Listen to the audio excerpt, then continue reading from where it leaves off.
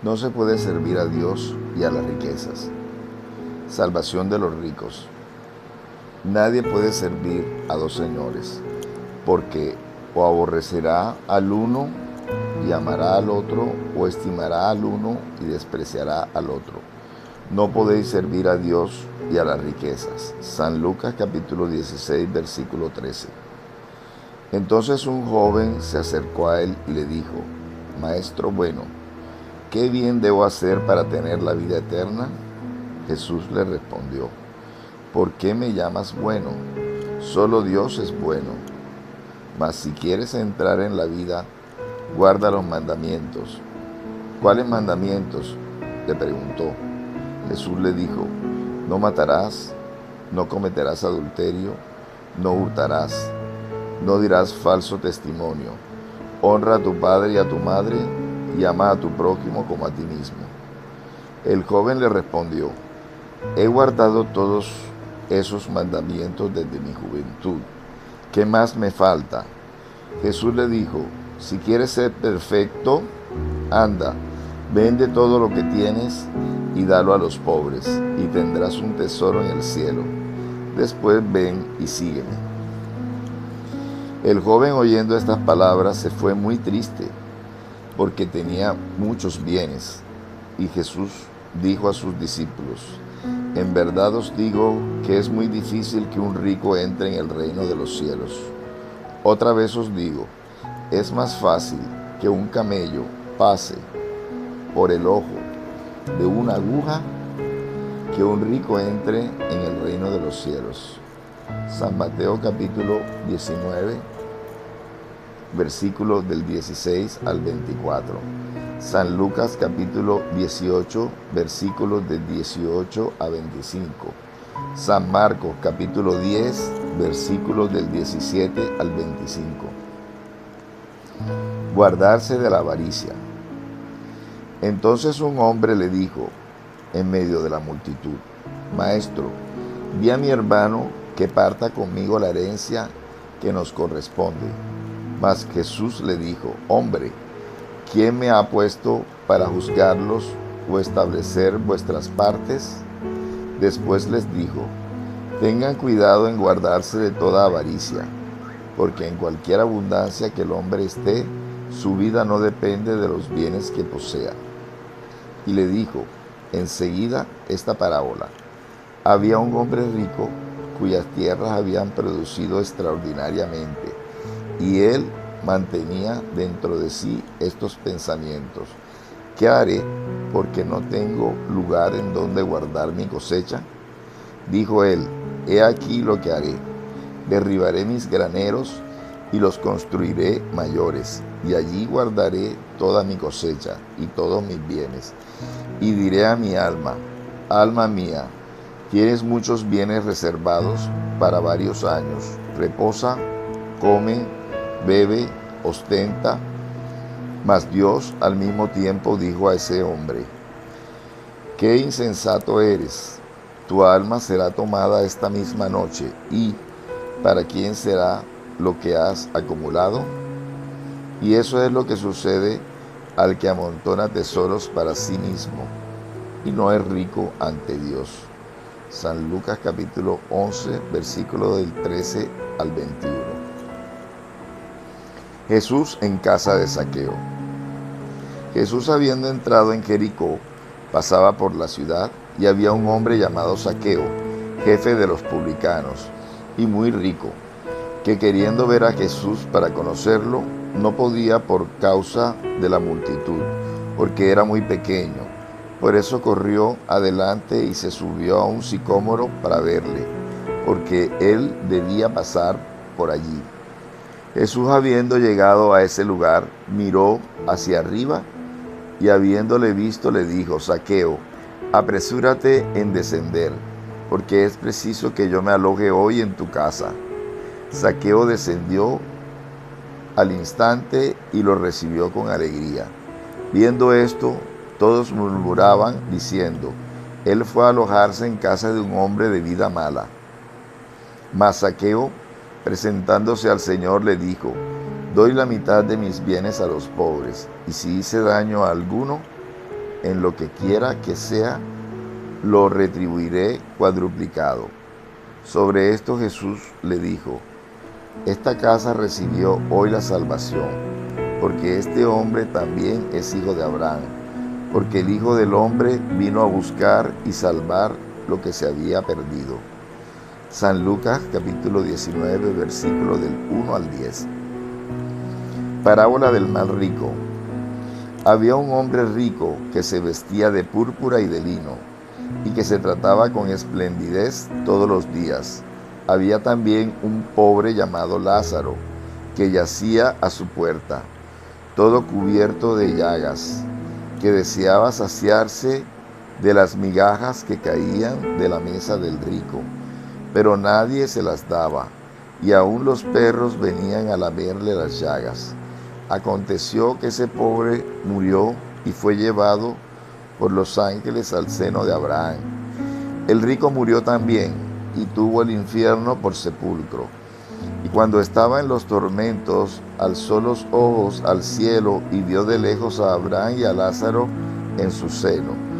Y gritando dijo estas palabras: Padre Abraham, ten piedad de mí, y envíame a Lázaro que moje la punta de su dedo en agua para refrescar mi lengua, porque sufro tormentos extremos en esta llama. Mas Abraham le respondió: Hijo mío, acuérdate que recibiste tus bienes en vida, y Lázaro no tuvo sino males. Por eso él está ahora en la consolación y tú en los tormentos. Además de eso, hay un gran abismo entre nosotros y vosotros, de manera que los que quisieren pasar de aquí a vosotros no pueden, como tampoco ninguno puede pasar para acá del lugar en que estáis. El rico le dijo: te suplico pues, padre Abraham, que le envíes a casa de mi padre, en donde tengo 5 hermanos, para que les testifique de estas cosas, temiendo que vengan ellos también a parar a este lugar de tormentos. Abraham le replicó: ellos tienen a Moisés y a los profetas, que los escuchen. No, padre Abraham, pues si alguno de los muertos los buscara, ellos harían penitencia. Abraham le respondió: si ellos no escuchan ni a Moisés ni a los profetas, no creerían tampoco en ellos, aunque algunos de los muertos resucitase. San Lucas capítulo 16, versículo 19 al 31. Parábola de los talentos. El Señor obra como un hombre que, debiendo hacer un largo viaje fuera del país, llamó a sus siervos y le entregó sus bienes. Y habiendo dado 5 talentos a uno, 2 a otro y 1 a otro, luego partió. Aquel pues que había recibido 5 talentos se fue, habiendo negociado con su dinero, ganó otros 5. Aquel que había recibido 2, de la misma manera, ganó otros 2. Pero aquel que solo había recibido 1, fue a cavar en la tierra, y allí escondió el dinero de su señor. Mucho tiempo después, habiendo retornado el señor de esos siervos, los llamó a cuentas. Y aquel que había recibido 5 talentos vino y le presentó otros 5, diciéndole: Señor, me habéis colocado 5 talentos en las manos, he aquí otros 5 que gané. Su señor le respondió: bueno y fiel servidor, porque fuiste fiel en poca cosa, os pondré sobre muchas otras.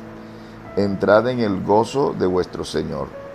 Aquel que había recibido 2 talentos vino luego a presentársele y dijo: Señor, me habéis colocado 2 talentos en las manos, y he aquí otros 2 que gané.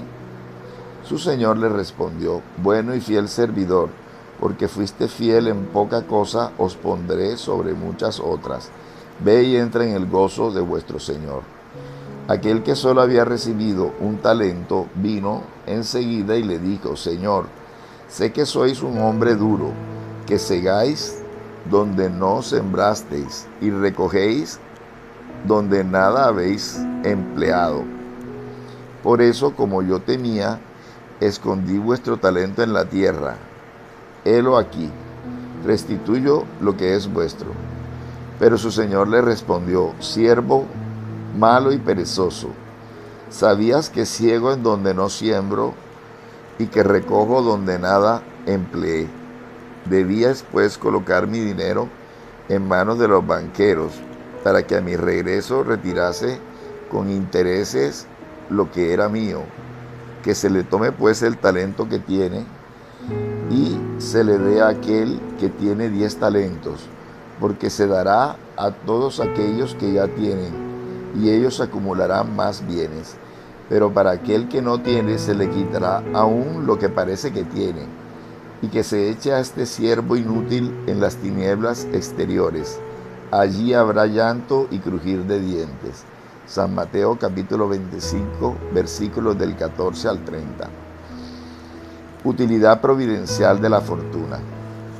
Si la riqueza fuera un obstáculo absoluto para la salvación de los que la poseen, como pudiera inferirse de ciertas palabras de Jesús, interpretadas según la letra y no según el espíritu, Dios que la da habría puesto en las manos de algunos un instrumento de perdición sin recursos, idea que repugna a la razón.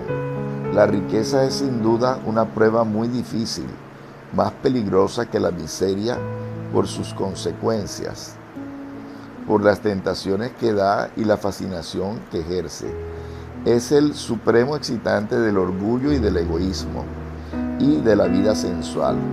Es el lazo más poderoso que une al hombre a la tierra y desvía sus pensamientos del cielo. Produce tal vértigo que se ve muchas veces que el que pasa de la miseria a la fortuna olvida muy pronto su primera posición, a los que la compartían y a los que le han ayudado, y se vuelve insensible, egoísta y vano. Pero de que haga el camino difícil, no se sigue de que lo haga imposible, y que no pueda convertirse en un medio de salvación en las manos de aquel que sepa servirse de ella, así como ciertos venenos pueden restablecer la salud si se emplean a propósito y con discernimiento. Cuando Jesús dijo al joven que le interrogó sobre los medios de ganar la vida eterna, despójate de todos tus bienes y sígueme, no entendía establecer como principio absoluto que cada uno deba deshacerse de lo que posee y que la salvación solo se alcanza a este precio, sino mostrar que el apego a los bienes terrestres es un obstáculo para la salvación. En efecto, este joven se creía en paz porque había observado ciertos mandamientos, y sin embargo retrocede ante la idea de abandonar sus bienes. Su deseo de obtener la vida eterna no iba hasta ese sacrificio. La proposición que le hizo Jesús era una prueba decisiva para descubrir el fondo de su pensamiento. Podía sin duda ser un perfecto hombre, honesto según el mundo, no hacer mal a nadie, no maldecir a su prójimo, no ser vano ni orgulloso, honrar a su padre y a su madre, pero no tenía la verdadera caridad porque su virtud no iba hasta la abnegación. Esto es lo que Jesús quiso demostrar. Era una aplicación del principio: fuera de la caridad no hay salvación. La consecuencia de estas palabras tomadas en su acepción rigurosa sería la abolición de la fortuna como nociva a la felicidad futura y como origen de una multitud de males en la tierra. Sería además la condenación del trabajo que puede obtenerla, consecuencia absurda que conduciría al hombre a la vida salvaje y que por eso mismo estaría en contradicción con la ley del progreso, que es una ley de Dios. Si la riqueza es el origen de muchos males, si excita tantas malas pasiones y si provoca también tantos crímenes, no debe culparse a la cosa sino al hombre que abusa de ella, como abusa de todos los dones de Dios. Con el abuso hace pernicioso lo que podría serle más útil. Es la consecuencia del estado de inferioridad del mundo terrestre. Si la riqueza no debiese producir sino el mal, Dios no la habría puesto en la tierra. Corresponde al hombre extraer de ella el bien. Si no es un instrumento directo del progreso moral, es sin contradicción un poderoso elemento de progreso intelectual. En efecto, el hombre tiene por misión trabajar para el perfeccionamiento material del globo. Debe desbravarlo, sanearlo y disponerlo para que un día reciba toda la población que corresponde a su extensión. Para alimentar a esa población que crece sin cesar, es preciso aumentar la producción. Si la producción de una región es insuficiente, es necesario ir a buscarla más lejos. Por eso mismo, las relaciones de pueblo a pueblo se hacen necesarias, y para hacerlas más fáciles es menester destruir los obstáculos materiales que las separan y hacer las comunicaciones más rápidas. Para esos trabajos que son obra de los siglos, el hombre ha tenido que sacar los materiales hasta de las entrañas de la tierra. Buscó en la ciencia los medios de ejecutarlos con más seguridad y con más rapidez, pero para realizarlo le fueron necesarios recursos. La necesidad le hizo crear la riqueza, como le hizo descubrir la ciencia. La actividad indispensable para estos mismos trabajos aumenta y desarrolla su inteligencia. Esa inteligencia que él concentra primero en la satisfacción de las necesidades materiales, le ayudará más tarde a comprender las grandes verdades morales, siendo la riqueza el primer medio de ejecución. Sin ella no habría grandes trabajos, no habría actividad, no habría estímulo ni pesquisas. Con razón, pues, está considerada como un elemento del progreso. Desigualdad de las riquezas. La desigualdad de las riquezas es uno de esos problemas que en vano se quieren resolver si solo se considera la vida actual. La primera cuestión que se presenta es esta: ¿por qué todos los hombres no son igualmente ricos?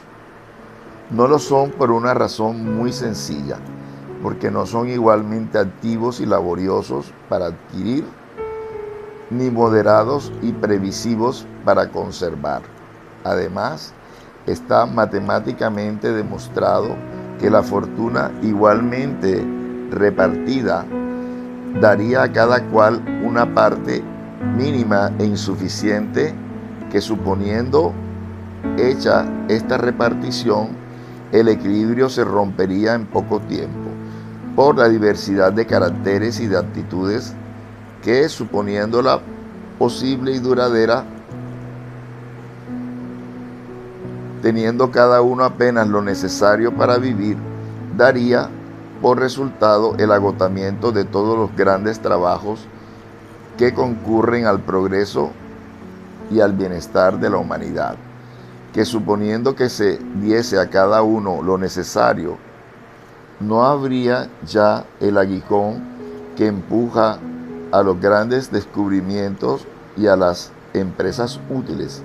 Si Dios la concentra en ciertos puntos, es para que desde allí se esparza en cantidad suficiente según las necesidades. Admitiendo esto, se pregunta por qué Dios la da a personas incapaces de hacerla fructificar para el bien de todos. Esta es también una prueba de la sabiduría y de la bondad de Dios. Dando al hombre el libre albedrío, quiso que llegase por su propia experiencia a diferenciar el bien del mal, y que la práctica del bien fuese el resultado de sus esfuerzos y de su propia voluntad. No debe ser conducido fatalmente ni al bien ni al mal, pues sin esto solo sería un instrumento pasivo e irresponsable como los animales. La fortuna es un medio para probarle moralmente, pero como al mismo tiempo es un poderoso medio de acción para el progreso, Dios no quiere que quede por mucho tiempo improductiva, y por eso la cambia de manos incesantemente. Cada uno debe poseerla para ensayarse a servirse de ella y probar el uso que sabe hacer de ella. Pero como hay imposibilidad material de que todos la tengan al mismo tiempo, como por otra parte, si todos la poseyesen, nadie trabajaría y el mejoramiento del globo sufriría las consecuencias, cada uno la posee a su vez.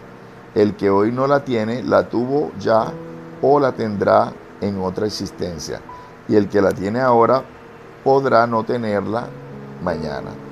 Hay ricos y pobres, porque siendo Dios justo, cada uno debe trabajar cuando le toca su turno. La pobreza es para unos la prueba de la paciencia y de la resignación. La riqueza es para otros la prueba de la caridad y de la abnegación. Se deplora con razón el lamentable uso que ciertas personas hacen de su fortuna, las innobles pasiones que provoca la codicia, y se pregunta si Dios es justo en dar riqueza a tales personas. Cierto es que si el hombre solo tuviera una existencia, nada justificaría semejante repartición de los bienes de la tierra. Pero si en lugar de limitar la vista a la vida presente, se considera el conjunto de las existencias, se verá que todo se equilibra con justicia. El pobre, pues, no tiene motivos de acusar a la providencia, ni de envidiar a los ricos, y los ricos tampoco lo tienen para glorificarse por lo que poseen. Si abusan de ella, no será ni con decretos ni con leyes suntuarias que se remediará el mal. Las leyes pueden cambiar momentáneamente el exterior, pero no pueden cambiar el corazón. Por eso, solo pueden tener una duración temporal y siempre son seguidas de una reacción desmedida. El origen del mal está en el egoísmo y en el orgullo. Los abusos de toda naturaleza cesarán por sí mismos cuando los hombres se sometan a la ley de caridad. Esto está en el capítulo 16. No se puede servir a Dios y a las riquezas, del Evangelio según el Espiritismo, por Allan Kardec. Editorial Mensaje Fraternal. Traductor Alipio González Hernández. Lector Abel Prasca, presidente de FUSENDA, Fundación Centro de Estudios Espíritas Mies de Amor, de Barranquilla, Colombia.